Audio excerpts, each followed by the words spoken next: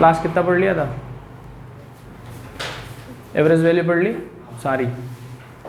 अब आज हमें फेजर डायग्राम्स पढ़ने हैं। न्यूमेरिकल कर ही लिए, फेजर डायग्राम कंप्लीट कर दें। डालो फेजर डायग्राम्स। टॉपिक अच्छा है, पहले समझ लो पढ़ना क्या क्या है। फेजर डायग्राम होते क्या हैं पहले ये हमें समझ आना चाहिए। जो करंट और वोल्टेज के बीच में रिलेशनशिप शो करते हैं उनको हम कहते हैं फेजर। इंपॉर्टेंट चीज़ है और बढ़िया इंपॉर्टेंट है। यहाँ से न्यूमेरिकल जरूर लगेगा तुम्हारे एग्जाम में या कोई ना कोई थ्योरी लगेगी। अब तक तुमने 3 चीज़ें पढ़ी हैं, रजिस्टर, कैपेसिटर, इंडक्टर। इनको अगर मिला दूंगा तो तुम्हें 7 सर्किट पढ़ने हैं टोटल।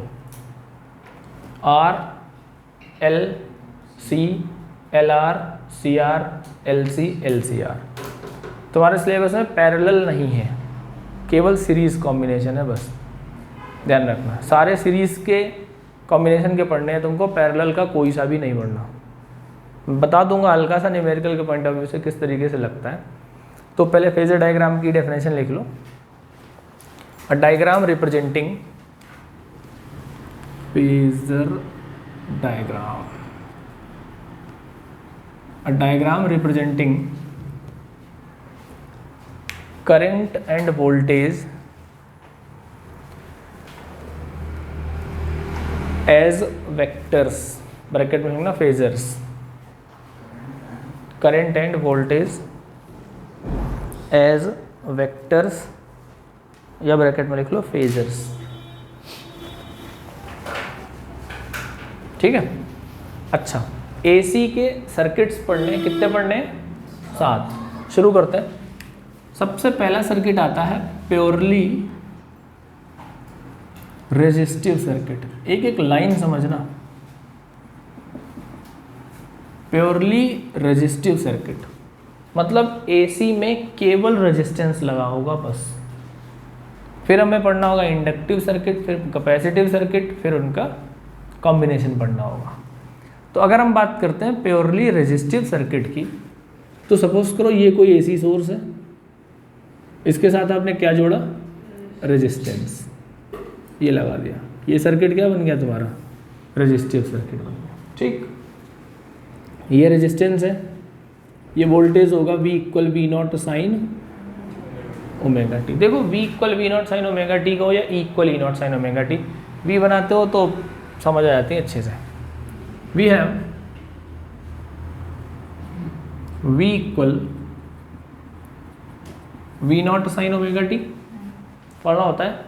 अब इन सर्किट्स के पढ़ने का मेन पर्पस क्या है? पर्पस ये है कि वोल्टेज की इक्वेशन को करंट की इक्वेशन में कन्वर्ट करना है, बस। वोल्टेज की इक्वेशन को करंट की इक्वेशन में कन्वर्ट करना है। दोनों में रिलेशनशिप देखनी है कि भैया क्या इनमें रिश्तेदारी है। तो सबसे पहले आपने क्या पढ़ा? वोल्टेज समझ लिया। अब क्या वोल्टेज, करंट और रेजिस्टेंस का कोई रिलेशन है? कौन सा है? Ohm's law. According to Ohm's law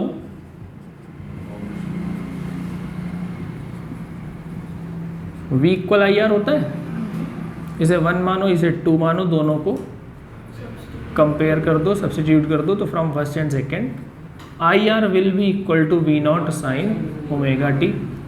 तो ये आ जाएगा V naught upon R sine omega t. अब जरा तीसरी देखो, दूसरी नहीं देखनी, केवल पहली देखनी और तीसरी देखनी। First equation V equal we naught sine omega t, third equation I equal we naught by R sine omega t. Angle में कोई डिफरेंस है? नहीं।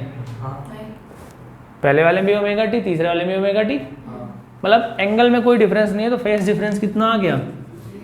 0। 1 नंबर का सवाल तो मैं ये मिला।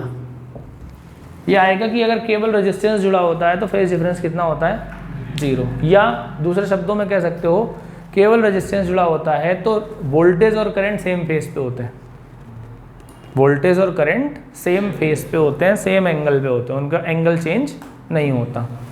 अब अगर इसमें मैं कंपेयर करूं तो मेरे पास आई नॉट कितना आ रहा है? वी नॉट बाई आर आ रहा है, तो इसका रेजिस्टेंस कितना हो जाएगा? आर हो जाएगा। चलो फेजर डायग्राम बनाते हैं इसका।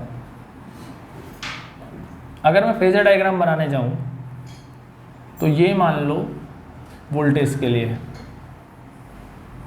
ये सपोज करो वोल्टेज के लिए, ठीक है, 0 t वोल्टेज जा रही है, तो ये v इक्वल क्या आ रहा है, v नॉट साइन, यहाँ कहीं v नॉट होगा, क्या कहते हो, करंट और वोल्टेज का फेज सेम है, पीक वैल्यू वोल्टेज की कितनी है, v नॉट, करंट की कितनी है, i नॉट की वैल्यू कितनी है, v नॉट बाई आर, तो v नॉट बड़ा है या v नॉट बाई आर बड़ा है, v नॉट बड़ा है, इसका मतलब करंट की पीक वैल्यू कम है, तो यहाँ से ये चलेगा तो, लेकिन पूरी की पूरी ऊंचाई तक नहीं पहुँच पाएगा, कुछ कम रहेगा, क्योंकि ये वैल्यू रेजिस्टेंस से मार खा रही है, लेकिन एंगल सेम है तो खत्म सेम टाइम पे होगी, मीन टू से ऐसे,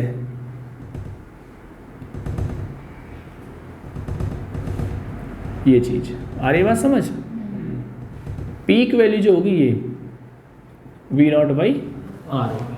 अगर ये समझ ना आया हो तो तुम पेपर में डायरेक्ट ऐसे बना के भी आ सकते हो, ये ओमेगा टी हो गया, ये v की इक्वेशन है, v नॉट मान लो, और इसी में i जा रहा है, v और i दोनों इसी में जा रहे हैं, ठीक, सेम फेज, क्योंकि दोनों का एंगल डिफरेंस 0 है। बात समझ आ गई? तो पहला सर्किट समझ में आ गया, नोट करो।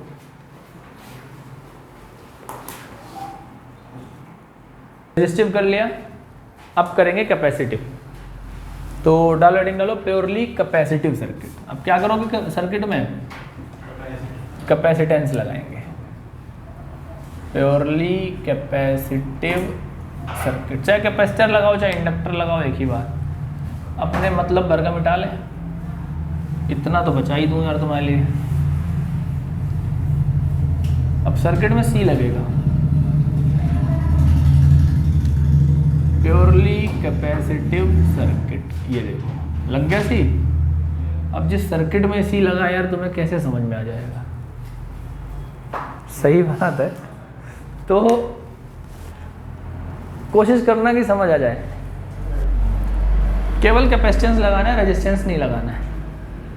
हमने सोचा यार एसी मेंस के साथ कैपेसिटर लगा जाए तो v equal v naught sine omega t तो हो गया। क्या कोई रिलेशन है c का i के साथ, q के साथ, वोल्टेज के साथ? वो एनर्जी होती है बिटिया, q v c कुछ है, पहला फॉर्मूला ही था, नालायक को क्या करोगे? हाँ, q इक्वल सी वी पढ़ा है, पढ़ा है सर, पढ़ा है सबसे, ये पता है, ये शुरुआत की बातें हैं। अब इस चैप्टर में आते तो तुम्हारा पहला तो गोल हो गया होगा पूरा, तभी तो हम जैसों की दुकानें चलती हैं रिवीजन में भी, तुम चलें कैसे, ये तो सत्य है, इसमें मजाक क्या है। v equal v naught sine omega T, खैर वो एक अलग बात है। q इक्वल क्या होता है, सी वी, तो from first and second Q equal आ जाएगा C V naught sine omega T, v की वैल्यू उठा के पुट कर दो, सही बात है। देखो Q नहीं लाना, मुझे I लाना है, Q और I में क्या रिलेशन होता है, I डी टी, तो I डी टी इक्वल आ गया C V naught sine omega T, हाँ या ना बोल दिया करो कभी कभी। अब D आएगा नीचे, तो I इक्वल आ जाएगा d by D t C V naught sine omega t, क्या कहते हो, डी टी पूरा आएगा तो डी के साथ आएगा। अब इसका होगा डिफरेंशिएशन, तो जब इसको डिफरेंशिएट करोगे, कल ही बताया था कि एसी पढ़ने में पूरी मैथ चलेगी। C V naught sine omega T का डिफरेंशिएशन बताओ, cos omega T upon omega, अच्छा इंटीग्रेशन में होता है, मल्टीप्लाई में जाएगा ओमेगा, सब पढ़े लिखे हैं। Cos omega t into omega, omega ऊपर बाहर आ जाएगा, omega C V naught cos omega t. बेटा एक चीज़ समझो, यहाँ पे साइन ओमेगा टी है, यहाँ कॉस ओमेगा टी है, कॉस ओमेगा टी की जगह पे साइन ओमेगा टी की टर्म में लिखनी है वैल्यू। और कल जब मैं आपको फेज डिफरेंस पढ़ा रहा था लास्ट क्लास में, तो आपको ये बताया था कि sine omega T plus minus phi लिखना, मतलब ओमेगा टी पहले लिखना है, उसके बाद आपका फेज आना चाहिए जो भी आए। कॉस ओमेगा टी की जगह आपको साइन ओमेगा टी लाना है, तो अगर मैं लिखूं तो थोड़ा सा बुरा मत मानना, I equal we naught upon omega C, 1 upon omega C लिख सकते हैं। पहले बात बताओ, ये बात समझ में आई नहीं आई? ये सबसे ऊपर था, इसको 4th प्लेस में ले आया। इसकी जगह अगर मैं लिख दूं sine omega T plus pi by 2, क्योंकि sine 90 plus theta cos theta होता है, तो साइन 90 प्लस थीटा लिख दो, चाहे साइन थीटा प्लस 90 लिख दो, बात तो वही पड़ी। नहीं आया समझ? पक्का आ गया? अगर ये आ गया समझ तो सब कुछ आ गया, ध्यान रखना। नहीं आया? कहाँ तक आ गया? ये स्टेप नहीं आया? ठीक। फर्स्ट प्लेस 4th प्लेस में जा सकती है, तो इतनी बात समझ में आ गई। कॉस थीटा की जगह मैं साइन 90 प्लस थीटा लिख सकता हूँ, ठीक है। इसको मैंने मान लिया इक्वेशन नंबर 3। अब बेटा लास्ट की तरीके, फर्स्ट और थर्ड देखो, फेज में डिफरेंस कितना है? यहाँ ओमेगा टी है, यहाँ पाई बाई 2 है, तो फेज डिफरेंस कितना आ गया? पाई बाई 2। एक बात रटो, फेज डिफरेंस कितना आया? पाई बाई 2।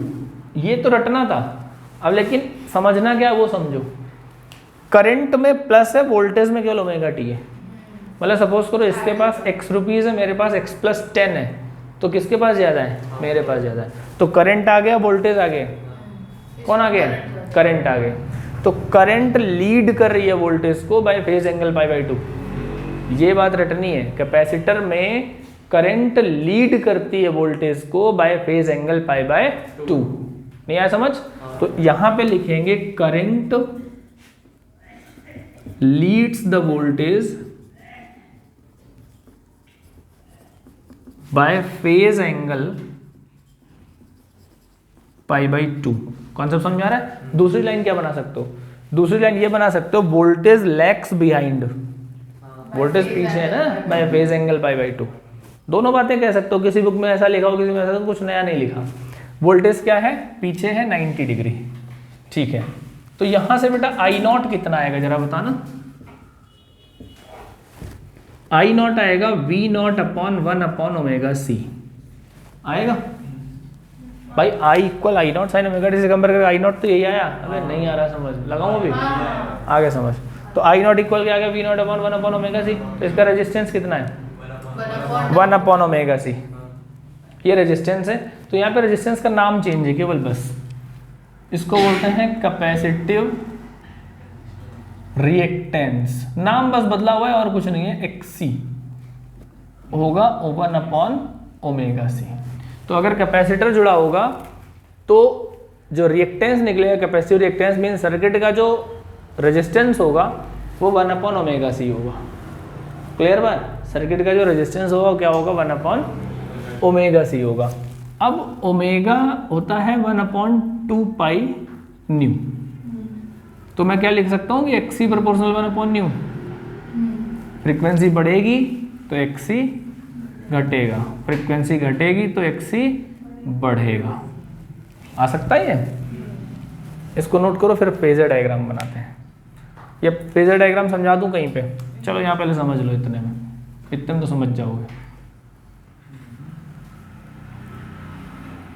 फेजर डायग्राम, इस बार कौन आ गया बेटा? करंट।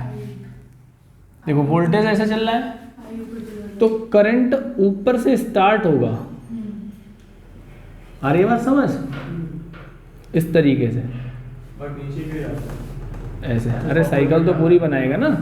तो ये हो जाएगी आई और ये हो जाएगा वी। मान लो समझ नहीं आया तुमको तो सपोज करो टाइम के साथ वोल्टेज ओमेगा टी एंगल से जा रहा है, ओमेगा टी से 90 डिग्री आगे करंट चलेगी। या आई की इक्वेशन होगी या वी की इक्वेशन होगी। आ गया समझ? फेजर डायग्राम समझ में आ गया दोनों? ये बात तो रटनी पड़ेगी। समझ रटने का यहाँ से समझो ना, omega T plus pi by 2 है, प्लस कर देना, ठीक है। तो आई नॉट समझ में आ गया, फेज डिफरेंस समझ में आ गया, एक्सी समझ में आ गया, फेजर डायग्राम समझ में आ गया। नोट करो फटाफट। तो कैपेसिटिव सर्किट तुमने कितना पढ़ लिया? I equal we naught upon 1 upon omega C sine omega T plus pi by 2। Current lead करता है, वोल्टेज लैग बिहाइंड होता है। और XC equal 1 upon omega C या 2 पाई न्यू सी। तो एक्सी प्रोपोर्शनल कितना आ गया? 1 अपॉन न्यू, है ना।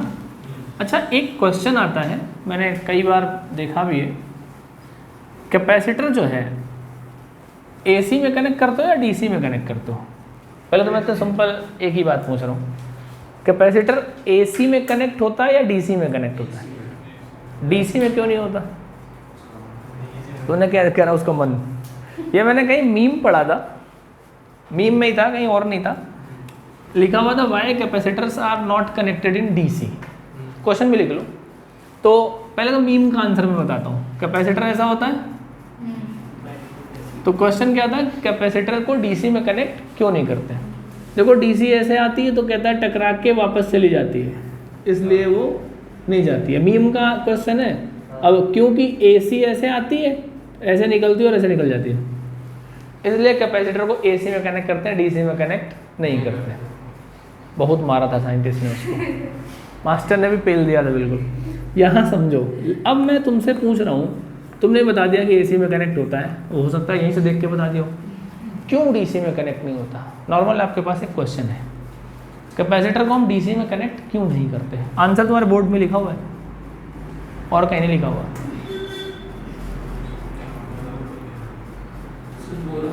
हाँ वो रहा आंसर, सही है। अच्छा बताओ, DC की अगर हम बात करेंगे तो फ्रीक्वेंसी कितनी होगी? 0, क्योंकि DC में क्या होता है, साइकिल बनती नहीं है, तो DC की फ्रीक्वेंसी कितनी हो गई? 0। तो XC कितना हो जाएगा? इनफाइनाइट, समझने का पहुंच इनफाइनाइट। अब जिसका रेजिस्टेंस ही इनफाइनाइट हो जाएगा वो कैसे कनेक्ट हो पाएगा उस सर्किट में? फोड़ देगा सर्किट वो, सही बात है, कंडक्ट ही नहीं करेगा। तो DC में कैपेसिटर का रिएक्टेंस इनफाइनाइट हो जाता है, जिसकी वजह से कैपेसिटर को DC में कनेक्ट नहीं करते, केवल AC में कनेक्ट करते हैं। वो मीम वाला कॉन्सेप्ट मत समझ लेना, भैया अंदर से करंट चली गई, ठीक है? आंसर समझ में आ गया? कैपेसिटर को DC में कनेक्ट क्यों नहीं करते? क्योंकि रिएक्टेंस क्या होता है? इनफाइनाइट हो जाता है। अब हम लोग बात करेंगे, इंडक्टर लगाएंगे सर्किट में, तो हेडिंग डाल लो प्योरली इंडक्टिव सर्किट। अब L लगाना है, पीछे क्या लगाया था? C लगाया था। प्योरली इंडक्टिव सर्किट, इंडक्टर कुछ ऐसा होता है। L लगाओ सर्किट में, अभी C लगाया था, अब L लगा रहे हो। अच्छी बात है, ये भी समझना टेढ़ी खीर है। V equal V naught sine omega T होता है। L का रिलेशन है वोल्टेज के साथ। L क्या है यहाँ पे? Self inductance. उसका वोल्टेज के साथ कोई रिलेशन पड़ा है? अभी पिछले चैप्टर में फैराडे लॉ के पास चलो, E equal minus L D I by D T पढ़ा था, तो लगा देते हैं वही according to Faraday's law. V कह लो, E कह लो, L D I by D T. तो from first and second L D I by D T क्या आ जाएगा? V naught sine omega T आएगा। बात समझ में आ रही नहीं आ रही? पहले बताओ। तो यहाँ से डी आई इक्वल क्या आ जाएगा?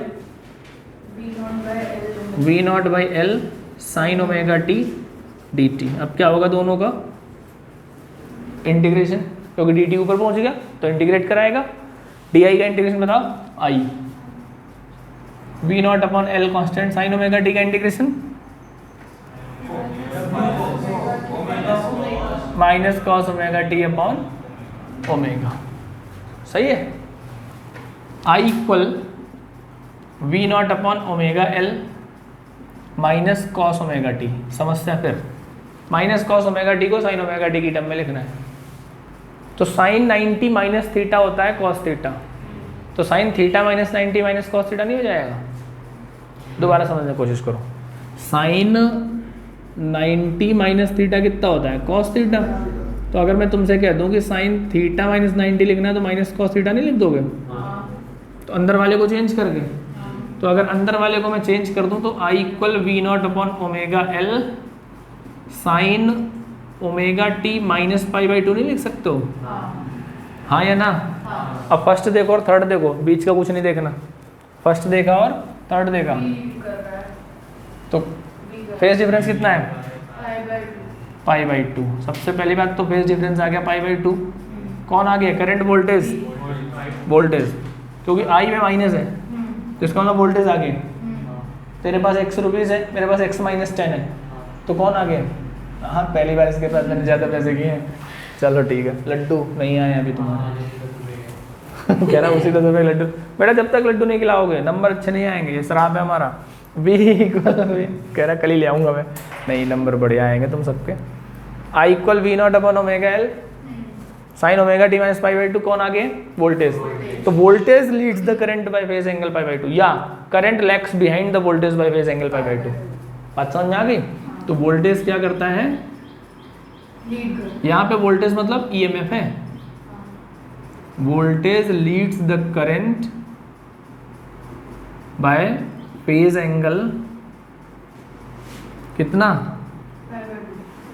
पाई बाई टू। ठीक है, अच्छी बात है। यहाँ से आई नॉट क्या आएगा? Omega L, sorry V naught upon omega L आएगा। तो रेजिस्टेंस कितना आएगा? Omega L. डब्ल्यू नहीं है, ओमेगा है, ओमेगा एल। तो इसके रेजिस्टेंस को कहते हैं इंडक्टिव रिएक्टेंस, क्योंकि इंडक्शन जुड़ा है ना। तो इंडक्टिव रिएक्टेंस एक्स एल होता है, omega C M omega L. तो एक्सएल आ जाएगा 2 पाई न्यू एल। तो एक्सएल प्रोपोर्शनल न्यू, तो इधर न्यू हो गया, इधर एक्सएल हो गया। सही है। फेजर डायग्राम बना लेते हैं। फेजर डायग्राम देखो, ये हो गया आपका V। इस बार करंट नीचे से चलेगी।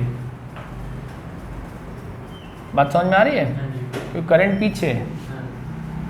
और अगर अच्छे से बताया जाए तो मान लो T है, ये ओमेगा टी एंगल से V है, तो V से नीचे करंट यहाँ कहीं 90 डिग्री से आई आ जाएगी। क्लियर? एक एक बात समझ में आ गई? नोट करो फटाफट।